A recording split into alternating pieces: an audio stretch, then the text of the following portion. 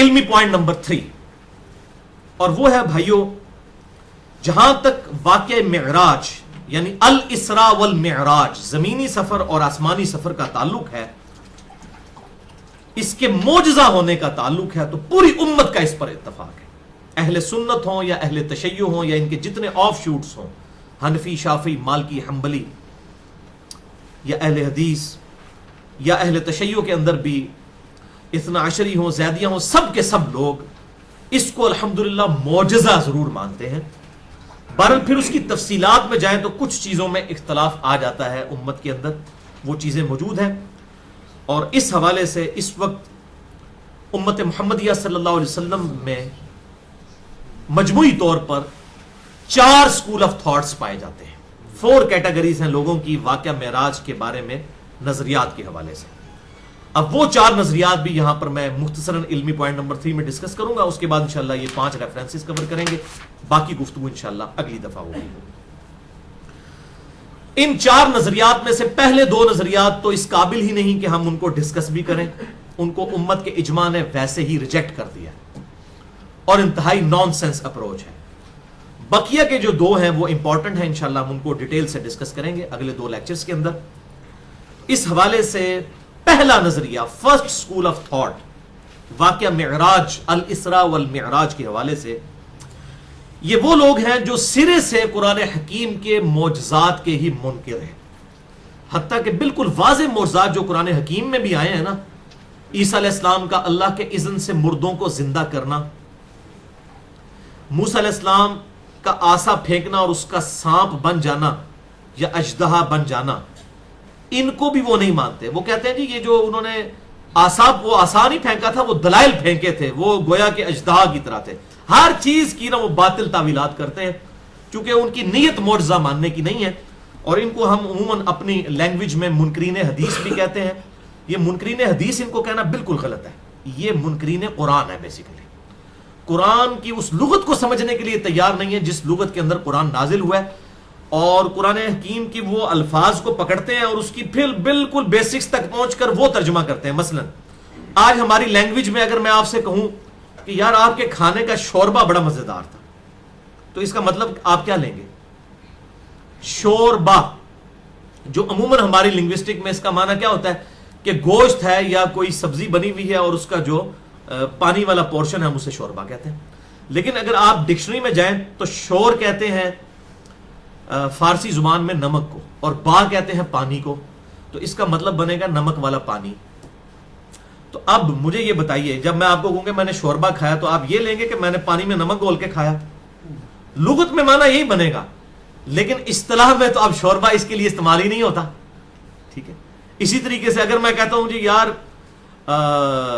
جب سے میں نے وہ تیری بریانی کھائی ہے نا یار میرے سینے میں آگ لگی ہوئی ہے، اب اس سے کوئی بیوقوفی مراد لے گا نا کہ اندر جا کے کوئی فزیکلی فائر جلنا شروع ہو گئی ہے، ایسا تو نہیں ہے، یہ محاورتاً ہے۔ اس طرح قرآن حکیم میں بھی محاورتاً باتیں آئی ہیں، اور لیکن وہ پھر اس کی لنگوسٹک کی طرف جاتے ہیں اور پھر یوں کر کے اس کے ساتھ تیا پانچا کرنا شروع کر دیتے ہیں، اور دور حاضر میں اس حوالے سے اس گمراہی کی پیشوائی کا جو شرف ہے وہ حاصل ہے غلام احمد پرویز کو، اور اس نے جس طریقے سے قرآن حکیم کا انکار کیا ہے ان معجزات کا، اور لغت کے اس طرح الفاظ پکڑ پکڑ کر، اور یقین جانے کہ میں یہ سمجھتا ہوں کہ اس بندے کو منکرین حدیث کہنا جو ہے نا یہ بالکل زیادتی ہے، وہ منکرین قرآن میں شامل تھا بیسیکلی۔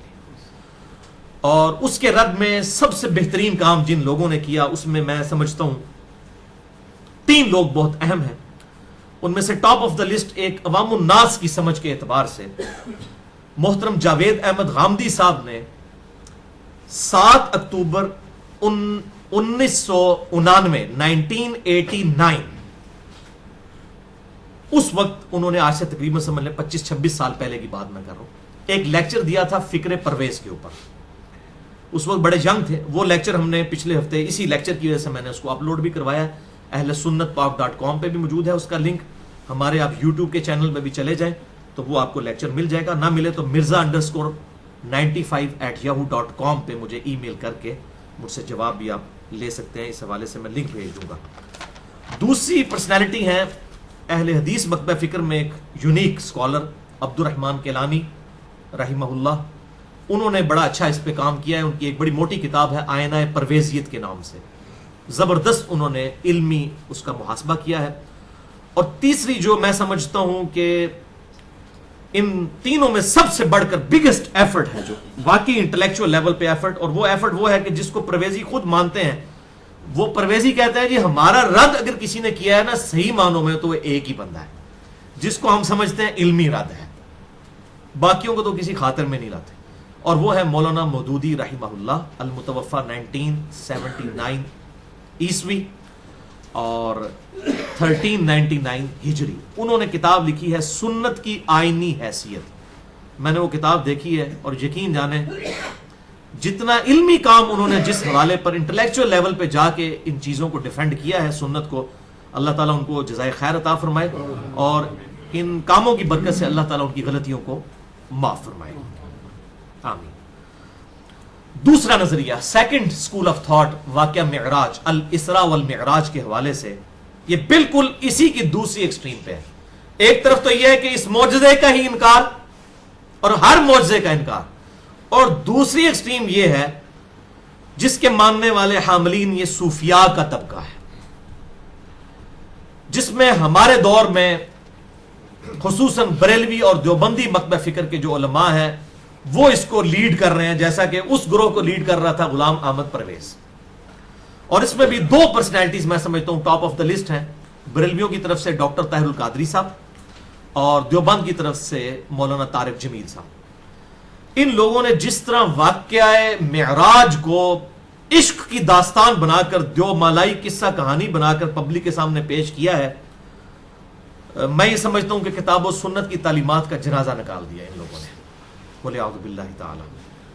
اور ان کے جب دلائل پڑھنا شروع کریں تو آپ کو کوئی دلیل نہیں ملے گی. حتیٰ کہ مجھے تو اتنا دکھ ہوا، میں اسی لیکچر کے دوران میں نے بڑی کمپیریٹیو اسٹڈی کی. غلام رسول سعیدی صاحب اتنے علمی آدمی ہیں، شرح صحیح مسلم میں انہوں نے واقعہ معراج پہ صفوں کے صفحے کالے کیے ہیں. اب جہاں تک وہ حدیثوں سے لکھتے ہیں حوالے دیتے ہیں، پھر وہ جب گپ شپ لکھنا شروع کرتے ہیں نا، جو گپ شپ چل رہی ہے ڈاکٹر طاہر القادری صاحب اور طارق جمیل صاحب کی گپ شپ، اس قسم کی جب وہ گپ شپ لکھنا شروع کرتے ہیں نیچے حوالے ہی غائب ہو جاتے ہیں. اور پتہ کیا لکھا ہوتا ہے؟ سعدی شرازی کے اشعار ہیں، مولانا روم کے اشعار ہیں، خواجہ غلام فرید کے اشعار ہیں. اور خواجہ غلام فرید ہی شعر پڑھا ہوا ہے نا ڈاکٹر طاہر القادری صاحب نے، ہک ہے ہک ہے ہک ہے، جڑا ہک کی ڈھوں آکھے وہ کافر و مشرک ہے. میں اب اس پہ اگر بولوں نا ہک ہے تو میں طاہر القادری صاحب دے ہوتے پورا ایک گھنٹے کا لیکچر شعر سے دے سکنا، لیکن ٹاپک بدل جائے گا. تو وہ سات شعر ان کے دلائل ہوتے ہیں. بھائی واقعہ معراج اتنا بڑا معجزہ ہے، کتاب و سنت میں موجود ہے، بخاری اور مسلم میں درجنوں حدیثیں ہیں، قرآن حکیم میں موجود ہے. لیکن وہ عشق مشوقی کی داستان بنانے کے چکر میں یہ لوگ، پھر وہ ڈاکٹر طاہر القادری صاحب تو بڑا وہ پورا ایک کہتے ہیں جی وہ کمرہ کھل گیا اور اللہ تعالیٰ نے کہا کہ اندر آ جا، جیسے ہم کسی فزیکلی کسی مہمان کو ریسیو کرتے ہیں. خدا کے لیے بھائی اس قسم کی امیجنیشنز آپ ان متشابہات کے بارے میں، تو یہ بالکل دوسری ایکسٹریم ہے صوفیاء کی. جیسے وہ غلام پرویز جتنا بڑا مجرم ہے نا، واللہ اتنا ہی بڑے مجرم یہ لوگ بھی ہیں، بلکہ اس سے بڑے مجرم ہیں، کیونکہ آدھا سچ خطرناک ہوتا ہے. غلام پرویز کی تو گمراہی لوگوں پر عیاں ہو گئی نا انکار کر کے، ان منوسوں کی تو گمراہی پتہ ہی نہیں لوگوں کو چلتی، پڑھتے بخاری اور مسلم ہے، آگے پھر سات اشعار کے اندر سارے معاملات داخل کرتے ہیں. یہ اس سے بڑے گمراہ ہیں. لیکن یہ آپ دیکھیں، یہ دامت برکاتہم عالیہ ہیں، یہ مدعا ذلہ ہیں، اور مر جائیں گے تو رحمہ اللہ ہوں گے یہ، لیکن یہ دین کا جنازہ نکال رہے ہیں. میں آپ کو بالکل انصاف کے ساتھ فرقہ واریت سے بالا تر ہو کر یہ بات بتا رہا ہوں. اور پھر یہاں تک ان لوگوں نے دعویٰ کر ڈالا کہ نبی صلی اللہ علیہ وسلم جب معراج پر گئے تو اللہ کے عرش تک پہنچ گئے. بولے اعوذ باللہ تعالی، اتنا بڑا جھوٹ. اور کہتے ہیں جوتیاں اتارنے لگے تو اللہ تعالیٰ نے فرمایا کہ بھئی وہ موسیٰ ہی تھا جس کو ہم نے جوتیاں اتروائی تھیں جب وہ وادی طویٰ میں داخل ہوئے تھے. قرآن حکیم میں آتا ہے تو جوتیاں سمیت آ جا. بولے اعوذ باللہ. اور یہ اتنا بڑا بلنڈر ہے، اتنا بڑا بلنڈر، اتنا بڑا بلنڈر کہ خود امام احمد بریلوی صاحب نے بھی اس کو بلنڈر کہا. امام احمد بریلوی صاحب نے جو ان کی فتووں کی کتاب ہے احکام شریعت، اس کے حصہ دوم میں مسئلہ نمبر 8، تو یہ نہ سمجھو صرف ساڑھے ہی مسئلہ نمبر چلتے ہیں، یہ مسئلہ نمبر 8 کی نسبت بھی بڑی اچھی ہے. ویسے جنت 8 دروازے ہیں صحیح مسلم میں، تو یہ مسئلہ نمبر 8 احمد بریلوی صاحب کا ہے. اور میرا مسئلہ نمبر 8 پتہ کیا ہے؟ کیا کلمہ گو مسلمان بھی شرک کر سکتا ہے؟ وہ آپ ذرا سنیے گا. تو یہ مسئلہ نمبر 8 ہے احمد رضا بریلوی صاحب کا احکام شریعت میں صفحہ نمبر 123 مکتبۃ المدینہ دعوت اسلامی والوں کا شائع شدہ ہے. یہ آپ کو اعلی حضرت .net جو بریلی کی ویب سائٹ ہے خود ان کی, اس پہ بھی مل جائے گا. 2001 میں یہ بک شائع ہوئی ہے. احکام شریعت مشہور کتاب ہے ہمارے جیلم سے بھی. صفحہ نمبر 123 پہ اس کے آپ دیکھ لیں. حصہ دوم میں مسئلہ نمبر 8 ہے, آسانی سے مل جائے گا. صفحہ آگے پیچھے بھی ہوا اگر پرنٹنگ میں تو آپ کو یہ حصہ دوم میں مسئلہ نمبر 8. سوال ہوا ہے احمد رضا بریلوی صاحب سے, کیا شب معراج آپ صلی اللہ علیہ وسلم کا عرش الہی پر نالین شریفین کے ساتھ جانا ثابت ہے؟ جواب سنیں, یہ محض جھوٹ اور موضوع من گھڑت بات ہے. یہ احمد رضا بریلوی صاحب کا فتویٰ. اچھا, لیکن افسوس کی بات یہ ہے کہ دوسری طرف احمد رضا بریلوی صاحب نے خود ایک پورا قصیدہ لکھا ہے جسے قصیدہ معراجیہ کہتے ہیں, اور اس میں انہوں نے وہ مطلب اس طریقے سے اس کا ماحول بنایا جیسے کوئی مرد و عورت کی شادی ہو نا, تو جو براتی بھی آئے ہوتے ہیں اور پتہ نہیں کیا کیا انہوں نے نا اس طریقے سے اینالوجیز بنا کے تو سینکڑوں شعر لکھے ہیں, اور ان میں اگر آپ ڈھونڈنے نکلیں گے تو شاید 20% کے ثبوت قرآن و حدیث سے ملے, باقی سارے وہ اشعار ہی ہوں گے. بہرحال اسی احکام شریعت میں اسی مسئلہ نمبر 8 کے اندر ہی ان سے ایک سوال ہوا کہ یہ جو معرج النبوہ کتاب ہے, یہ ہے اصل میں فتنہ پرور وہ کتاب جو آج سے تقریباً 500 سال پہلے لکھی گئی. ملا معین محمد فراہی کی کتاب ہے المتوفا 954 ہجری. یہ جتنی بھی گپ شپ ڈاکٹر طاہر القادری صاحب اور طارق جمیل صاحب جتنی گپ شپ بیان کرتے ہیں نا, یہ ساری اس کتاب کے اندر لکھی ہے معرج النبوہ. تو احمد رضا بریلوی صاحب سے پوچھا گیا اس کتاب کے بارے میں آپ کا کیا خیال ہے, اسی مسئلہ نمبر 8 حصہ دوم صفحہ 123 احکام شریعت. تو انہوں نے کہا کہ یہ کتاب جو ہے نا لکھنے والا وائز تو سنی ہے, لیکن ہر طرح کی جھوٹی سچی باتیں اس نے ایک جگہ جمع کر دی ہیں. انہیں کون لبے کیڑا جھوٹ مارا ہے, کوڑ مارا ہے, انہیں کیڑا سچ ہے. تو احمد بریلوی صاحب بھی کہہ رہے ہیں کہ جو کوڑ کباڑ سی نا, سچی گل سی یا کوڑ کباڑ سی, سب کچھ انہیں ایک جگہ جمع کرتا ہے. ہوں تسی بہ کے روو, ہوں تسی تے کہنا بھی 500 سال پرانے بزرگ ہیں. او بھائی جی گمراہ ہی ہے, پاویں 1000 سال پرانا بھی ہوئے. یزید نالوں زیادہ کون پرانا ہے؟ تابعی ہے نا یزید, ایک صحابی کا بیٹا ہے. معاویہ بن ابی سفیان رضی اللہ تعالیٰ عنہ صحابی ہیں, ان کا بیٹا ہے.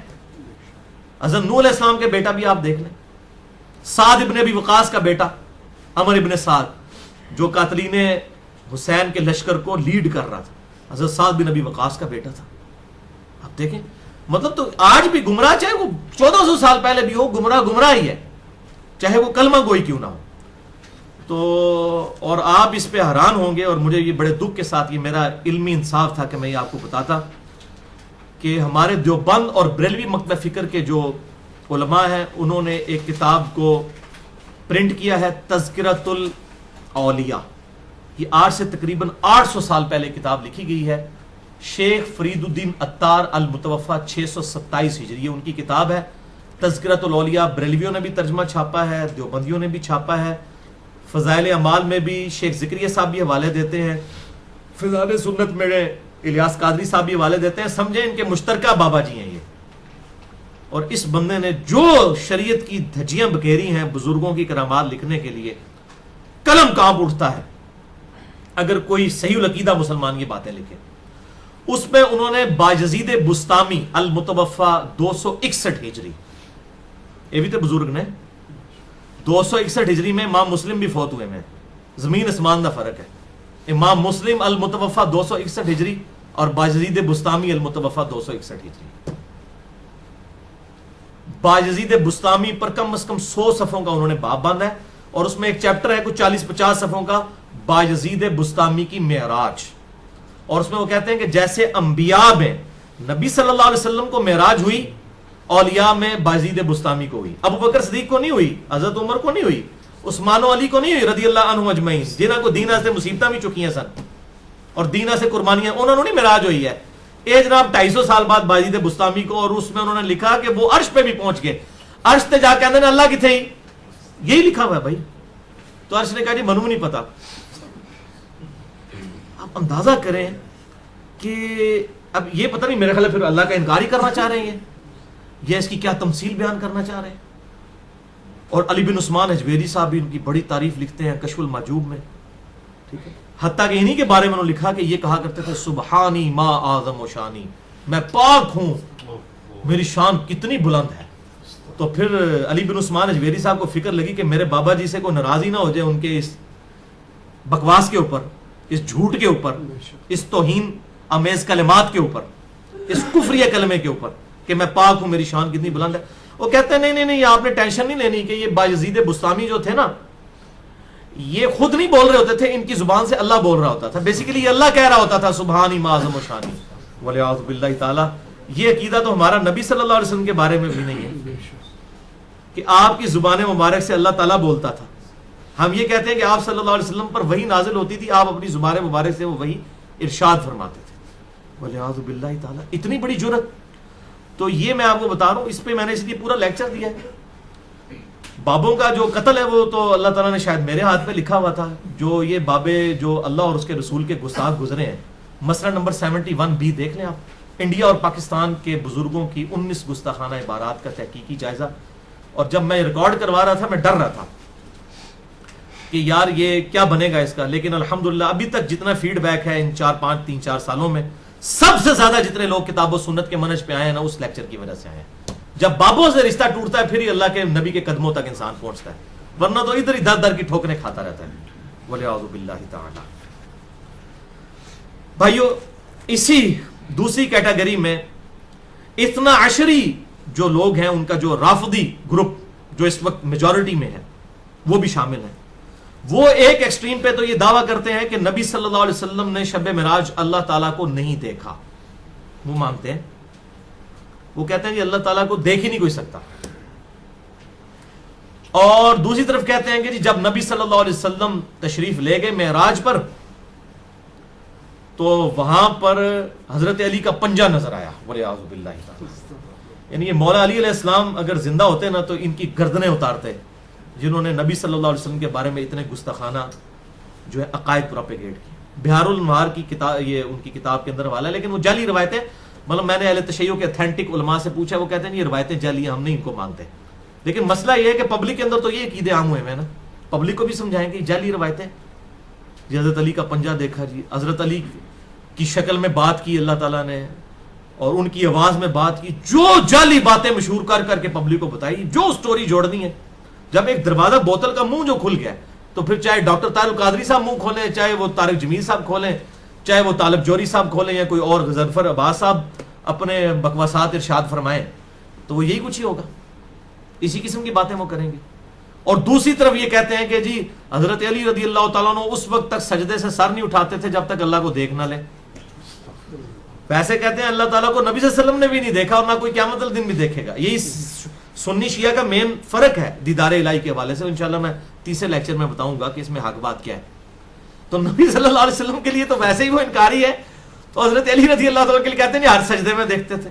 پھر جب پوچھا کہتے ہیں نہیں وہ دل نال ویکھتے سر, اکھا نال نہیں.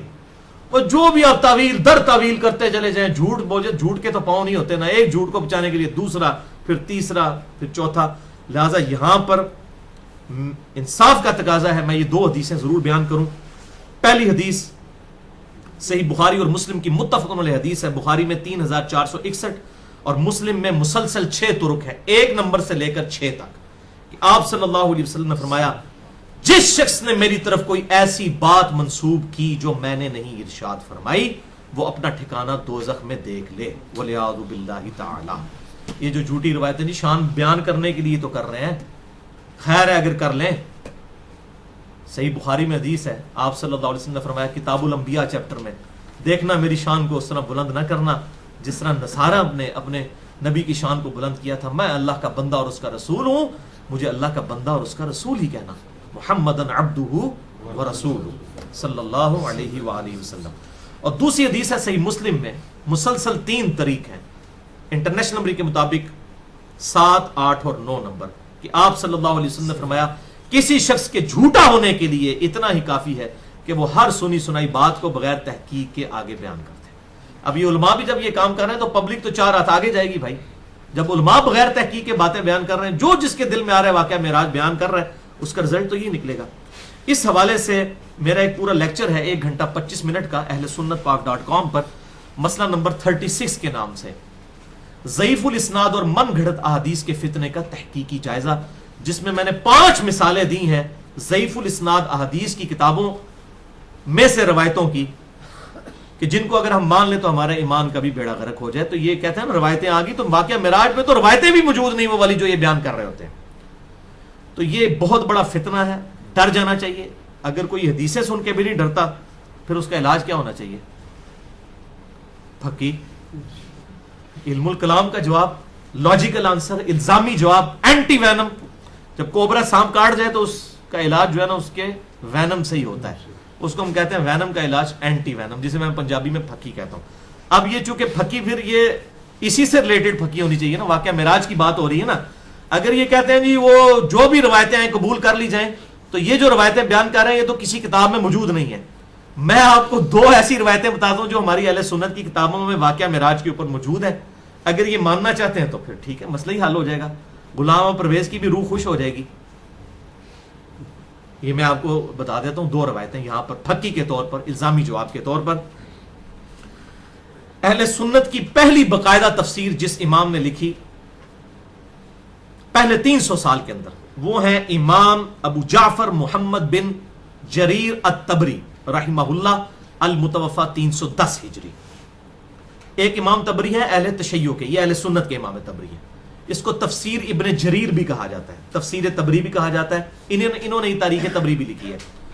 اور حافظ ابن کثیر المتوفى 774 ہجری نے جو کچھ بھی نقل کیا ہے نا وہ سارا انہی سے ہی کاپی کیا ہوا ہے. اصل میں پرائمری سورس ہے تفسیر طبری. تفسیر طبری میں سبحان الذی اسری بعبدہ لیلا من المسجد الحرام الی المسجد الاقصی, سورہ بنی اسرائیل کی آپ تفسیر میں 2 روایتیں انہوں نے لی ہیں پوری سند کے ساتھ. پہلی روایت ہے اما عائشہ رضی اللہ تعالی عنہا سے کہ نبی صلی اللہ علیہ وسلم کو جو اللہ نے معراج کروائی یہ روح کا سفر تھا. آپ صلی اللہ علیہ وسلم کا جسم مبارک وہیں پر موجود تھا. آپ کی یہ معراج روحانی ہے, جسمانی نہیں ہے. اور منو نا تعلق قادری صاحب, طارق جمیل صاحب آ جاؤ میدان وچ. اما عائشہ دی حدیث ہے, انہوں نہ کہنا ضعیف ہے, تسی تے صحیح ضعیف دا فرق ہی نہ کر دے. یہ تو ساڑھے ایسے ضعیف ہوئے گی نا. پوری سند اس کی موجود ہے. صرف محمد بن اسحاق تابی جو ہے نا وہ یہ کہہ رہا ہے کہ میں نے حضرت ابو بکر کی اولاد میں سے کسی شخص سے یہ حدیث سنی ہے. اب انہوں نے اس شخص کا نام نہیں مینشن کیا. تو مجہول الحال جو لوگ ہیں ان کی روایت ایکسیپٹیبل نہیں ہوتی. حالانکہ یہ روایت کرنے والا تابعی ہے, حضرت انس بن مالک کا شاگرد ہے یہ محمد بن اسحاق, المتوفى 102 ہجری. کوئی چھوٹی شے نہیں ہے, لیکن ان نون راوی بیچ میں آیا. یہ اس نے جس سے بیان کی ہے وہ ان نون ہے, لہذا یہ روایت ضعیف ہے. دوسری حضرت معاویہ بن ابی سفیان رضی اللہ تعالیٰ عنہ سے اسی تفسیر طبری میں اسی صفحے پر موجود ہے. وہ کہتے ہیں کہ یہ جو واقعہ معراج ہے یہ ایک سچا خواب تھا جو اللہ تعالیٰ نے اپنے محبوب صلی اللہ علیہ وسلم کو دکھایا. لو جی ہوں منو اس روایت کو, غلام پرویز دی بھی روح خوش ہو جائے گی, تو سارا معاملہ ہی تل پٹ ہو جائے گا. اور اس میں بھی وہی سکم ہے کہ ایک تبع تابعی ہے جس کا نام ہے یعقوب بن عتبہ, وہ ڈائریکٹ حضرت معاویہ سے بیان کر رہا ہے. حضرت معاویہ سے بیان کرے تو کسی تابعی کو بیان کرنا ہوگا, تبع تابعی کی تو ملاقات ہی نہیں ہے. تو لہٰذا یہ بھی روایت منقطع ہے, ضعیف الاسناد احادیث میں کیٹیگری میں فال کر جائے گی. اب آپ کو فرق پتہ چلے گا. کہتے ہیں جی حدیث تو حدیث ہوتی ہے چاہے صحیح ہو یا ضعیف, ڈگری تو ڈگری ہوتی ہے چاہے جعلی ہو یا اصلی. یہ وہی بات کر دیتے ہیں نا جو. تو اب یہ ہے وہ, اور اس کے مقابلے پہ صحیح بخاری میں جو صحیح حدیث ہے انٹرنیشنل نمبر کے مطابق 4716 ابن عباس کا قول ہے کہ نبی صلی اللہ علیہ وسلم کا جو یہ واقعہ معراج کا ایکسپیرینس تھا وہ ان جسم کی ان 2 آنکھوں کے ساتھ تھا. یہ روحانی ایکسپیرینس نہیں تھا, فزیکل ایکسپیرینس. یہ ہے فرق. اور بخاری مسلم میں جو ہمیں کہتے ہیں جی بخاری سے تو بخار چڑھا رہتا ہے, پائی کیوں نہ چڑھے بخار, بخار تو انہوں نے چڑھے گا جڑے بخاری نو مندے نہیں نے. یہ فرق ہے. جو بخاری مسلم کو نہیں مانتا وہ پھر واقعہ معراج کو نہ مانے اور کہتے کہ یہ روحانی ایکسپیرینس تھا. روایتیں تو ہیں نا جی, حدیث تو حدیث ہوتی ہے چاہے جعلی ہو یا اصلی ان کے نزدیک. تو یہ فرق ہے. اور اب ادھر میرا تو ایمان کا تقاضا میں وہ بھی بیان کر دوں جو مسند امام احمد کے اندر موجود ہے روایت, اور امام بخاری کی کتاب الادب المفرد میں بھی ہے. امام بخاری کی صحیح بخاری کی حدیثیں صحیح ہیں, اس کے علاوہ کتابوں میں ضعیف روایتیں بھی ہیں. نہ ہم امام بخاری کے مقلد ہیں. جو ڈاکٹر تعلق صاحب کہتے ہیں اسی امام حنیفہ نو مننے تو اسی جناب امام بخاری کو, اگر ہم امام بخاری کو مانتے ہوتے نا تو ان کی ہر روایت کو مان لیتے, باقی کتابوں کو بھی. صرف صحیح بخاری کی حدیثوں کو صحیح مانتے ہیں, ان کے کہنے پر نہیں, امت کے اتفاق کرنے پر. الادب المفرد میں بھی امام بخاری کی کتاب میں یہ موجود ہے ضعیف روایت.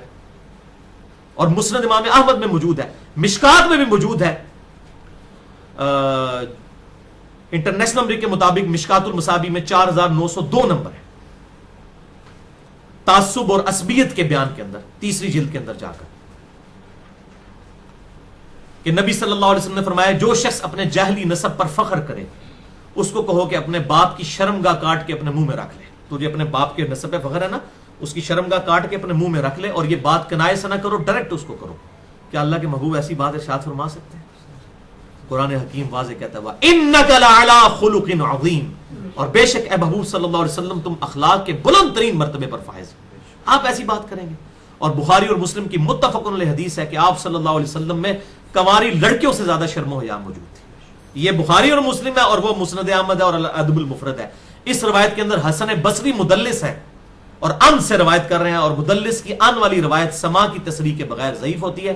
اس کی ڈیٹیل آپ نے سمجھنی ہو تو آپ مسئلہ نمبر 36 سن لیں.